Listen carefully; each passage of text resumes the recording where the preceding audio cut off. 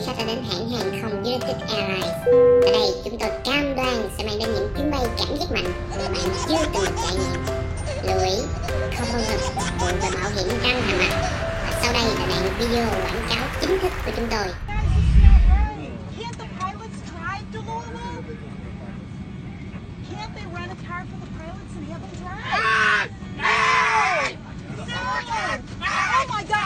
Oh my god. Oh my god. No. Oh my Guys, my god, what are you doing? No, this is wrong. Oh my god, look at what you did to him. Oh my god. Các bạn vừa xem là đoạn video đã gây xôn xao cộng đồng mạng quốc tế về một bác sĩ người Việt đã bị lôi kéo một cách thô bạo ra khỏi máy bay chỉ vì cái tội là không chịu tình nguyện nhường chỗ cho nhân viên của hãng này. Bởi nếu là như vậy, trễ một cuộc hẹn với bệnh nhân vào sáng sớm ngày hôm sau. Và sau cái vụ việc trên, CEO của hãng, ông Oscar Munoz đã lên tiếng. Đây là một vụ việc đáng buồn đối với tất cả thành viên của hãng hàng không United Airlines. Tôi xin lỗi vì đã phải sắp xếp lại chuyến bay cho những hành khách này.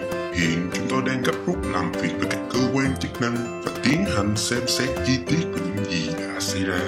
Chúng tôi cũng đang liên lạc với vị khách này để trao đổi trực tiếp với ông nhằm giải quyết những vấn đề trên. Bạn có thể thấy ông không hề đa động đến hành động bạo lực trên máy bay và gọi nó đơn giản chỉ là sắp xếp lại cho ngồi. Vâng, và sau lời phát biểu đó, rõ ràng đã đổ thêm dầu vào lửa cho làn sóng tẩy chay và chế giễu hãng. Thậm chí có những khách hàng quá khích còn cắt luôn cả thẻ tín dụng của hãng này.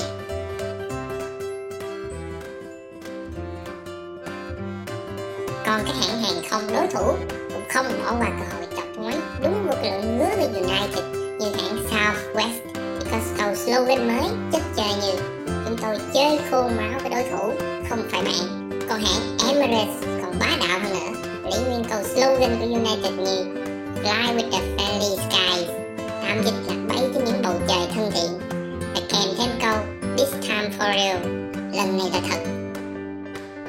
Truyền thông Mỹ thì họ cũng không nằm ngoài cái thú chơi này khi họ làm hẳn một clip giới thiệu mới dành riêng cho United.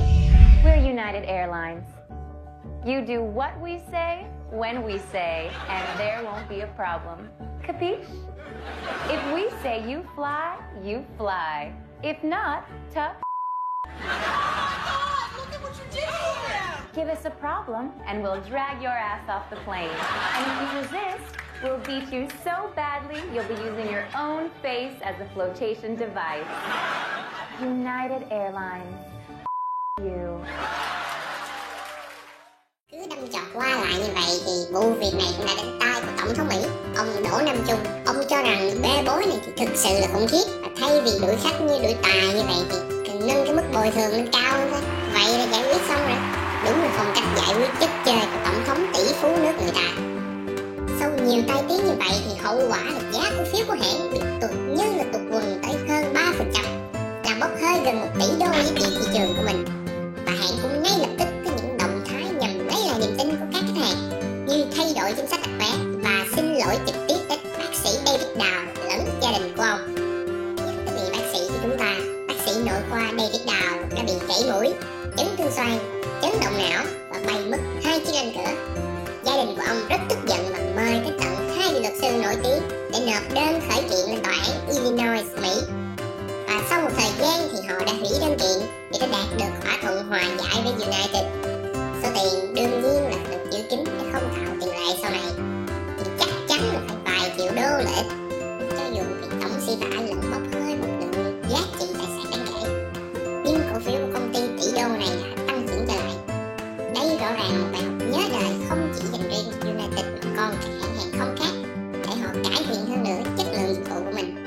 Chỉ vì quay lưng lại với một vị khách mà lại bị hàng ngàn người khác chỉ mong vào mặt, đúng là một điều hoàn toàn không đáng có. Và xin chốt lại rằng hãng United Airlines vẫn là sự lựa chọn tuyệt vời dành cho người ưa thích mạo hiểm trên máy bay. Và đừng ngần ngại để thử nhé. Biết đâu nóng news phỏng vấn bạn xin tư liệu cho lần tới thì sao. Xin chào và hẹn gặp lại. Nếu thấy video này hấp dẫn và bổ ích, hãy nhấn thích và đăng ký nóng news nhé. Đừng quên comment suy nghĩ của bạn về video này ở bên dưới. Xin chào.